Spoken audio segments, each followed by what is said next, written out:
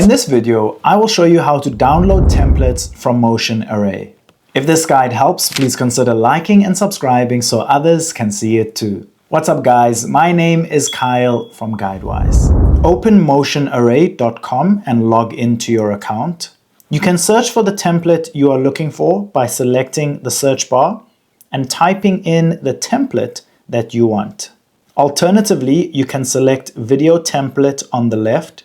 We are looking for video templates for Premiere Pro, so we will then select Adobe Premiere Pro. You then have filters on the left, so we will select transitions. You can choose the orientation, 2K, 4K, 5K plus. You can select optimized, and then for this video, we are going to select free template.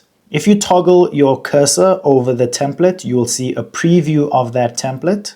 If you toggle your cursor over the template, you will see an arrow facing down. That is the download button. If you would like to download this template, simply select that downward arrow and your template will begin downloading. Once your template has downloaded, you will then unzip the file by double-clicking it, and then you will see Motion Array folder. If you select the file and go in, you will then find your transition that you can use in Premiere Pro. If this video helped, don't forget to like and subscribe.